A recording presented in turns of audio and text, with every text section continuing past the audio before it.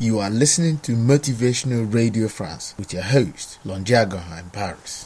And then many times, these things are just gaps in their knowledge and skills. And then you go to buy things from a woman in a shop. She's so rude to you. She's so rude to all her customers. Then the customers stop going there because they are being treated badly. Then the very next day, this woman runs to a religious center to do vigil and pray for that her business will do well.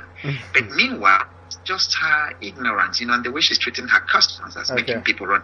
So it's impossible to cure ignorance with prayer. You can only deal with ignorance through personal development and acquiring knowledge. Okay, wonderful. Because when I saw it, I said, wow, that's good. Because people believe in praying, and then if prayers were to work miracle, we don't need to pray that much. You only need to pray 1 or 2 times, and your miracles they'll be happening. But then you pray and pray and pray and pray, and so people, I guess, do not do the right things, and so they relied on prayers and believing that would solve all their problems.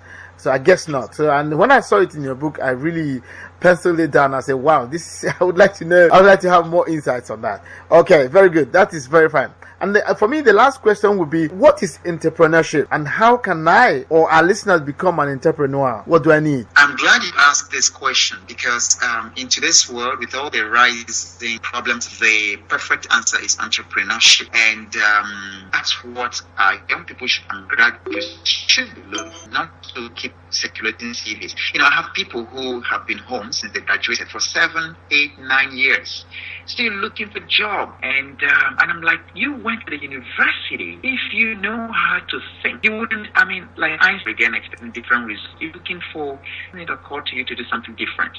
So entrepreneurship is the answer.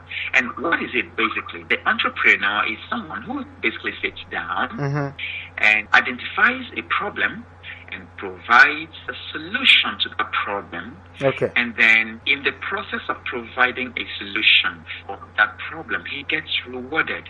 So he sits down, he tries to find out the demand gap. What are the pain points that this particular niche or this particular group of people are faced? What is their pain? And how can I provide a solution? Is there a product I can develop? Is there a service I can create to meet this need? And to do it in such a way that no one, because one of the things, the hallmark of entrepreneurship is innovation. You are doing only you can do it that way. That's actually what gives you that differentiation and brings the profit. So now, anyone can become entrepreneur.